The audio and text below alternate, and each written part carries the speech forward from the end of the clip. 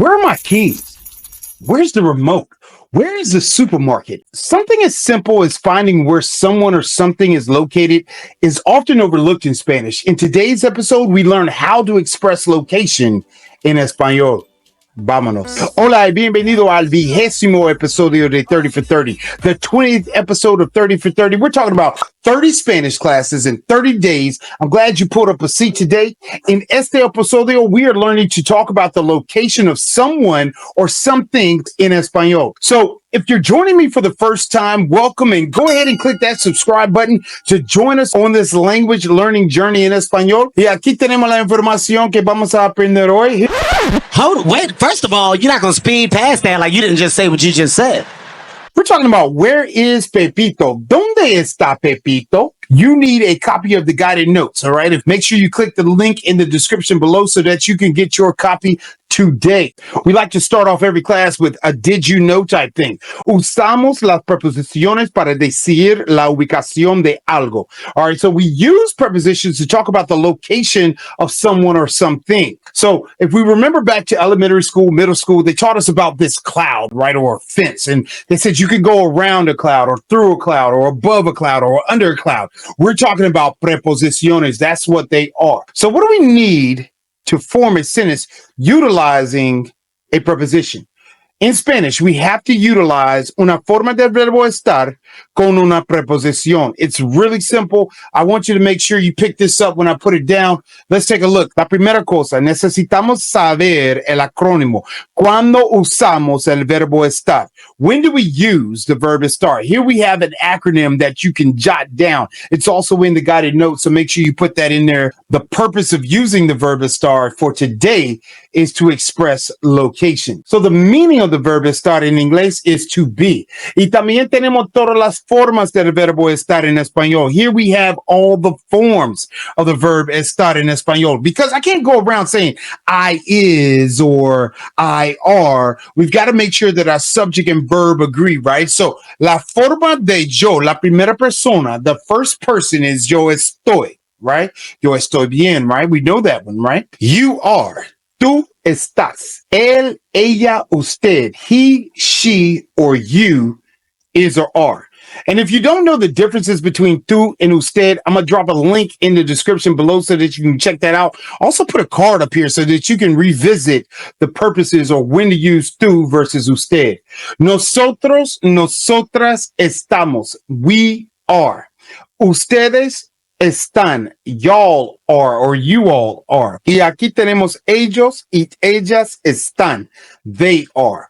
So we want to make sure you understand this phrase right here. Estar is used for how you feel and location. I'm about to drop some bars on you that you can actually use, and we'll see those in a second here. But the thing that I want you to go into this before we actually learn how to apply these preposiciones are the following things. Prepositions describe where something is located in relation to something else, first and foremost. And we didn't know that in English in Español. In Spanish, we use the verb estar with prepositions to describe where something is located. Lastly, examples of prepositions in English are words like over, under a cloud, between a cloud, near a cloud, etc. So those are examples in inglés. So, entonces aquí tenemos la pregunta. Here we have the question, ¿cuándo uso las preposiciones? When do I use prepositions? To say, once again, we want to drive this home, to say where something is located.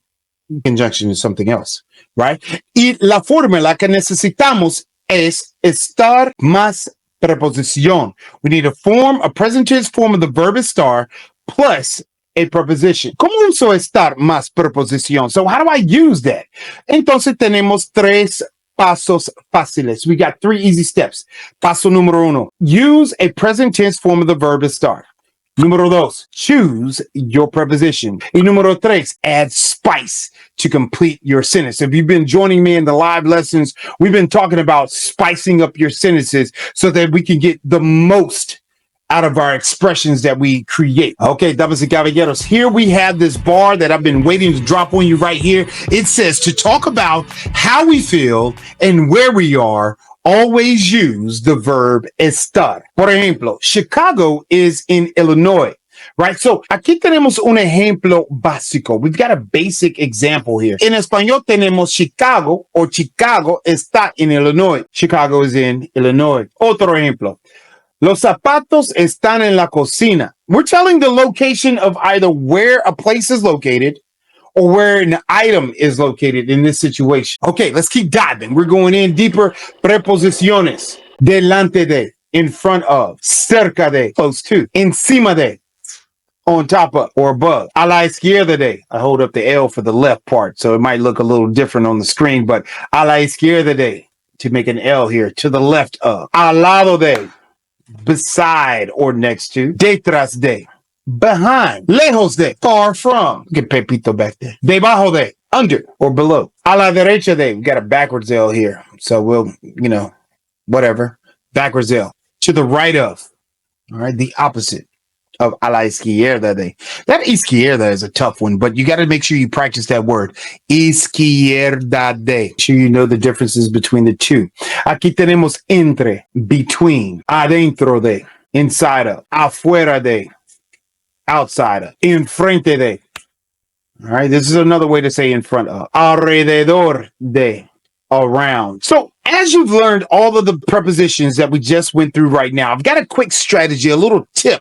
And if you're finding value in today's episode, click or tap that like button so I know to continue providing information like this. And if you want to continue practicing with me on a one-on-one basis, make sure you contact me. You can use my info in the description below or hit the banner on the top of my channel. Alrededor de, encima de, debajo de, enfrente de, detrás de, a la izquierda de, a la derecha de, lejos de, cerca de, al lado de. Aquí tenemos la práctica para hoy. We have the practice for today. El título es ¿Dónde está Pepito? Right, we talked about that in the beginning. ¿Dónde está Pepito? Right, so we're talking about where is Pepito? Where is Pepito? Where is Pepito? So we're going to give you the directions right here. Entonces aquí tenemos las instrucciones. Pepito is going to move to different places around the room. Your job is to give me the preposition that best describes his location in relation to something else. So we have some background information as to how this is going to take place. Esta es una actividad de cierta o falsa. All right, so this is an activity of true or false here. I want you to escuchen, right? Escuchen a las frases sobre el gato y decide si necesitamos usar cierto o falso. Listen to the phrases that I'm getting ready to give you, and you tell me if this is true or false based on the activity that we have. Y recuerda, por favor, mesa significa table, gato significa cat. Pepito está debajo de la mesa. Pepito está debajo de la mesa. Número 2. Pepito está encima de la mesa. Pepito está encima de la mesa. Número 3. Pepito está cerca de la mesa. Pepito está cerca de la mesa. Número 4. Pepito está a la derecha de la mesa. And just as you see it here, I want you to answer that question. All right? Dime es cierto o falso. All right? Pepito está a la derecha de la mesa. Pepito está enfrente de la mesa. Pepito está enfrente de la mesa. Pepito está lejos de la mesa. Pepito está lejos de la mesa. Pepito está al lado de la mesa. Pepito está al lado de la mesa. Make sure you practice that. Run this back as many times as you need to so that you can learn las preposiciones. Y también aquí en esta parte, after you put down all of your answers for cierto o falso, I want you to give me one phrase. Escribe una frase usando una forma del verbo estar con una preposición, and then spice up your sentence at the end to tell us where something is located in conjunction to something else. And if you want to continue to level up your Spanish even more about the verb estar, click this video to learn more about that verb. Soy Profe Don Omar.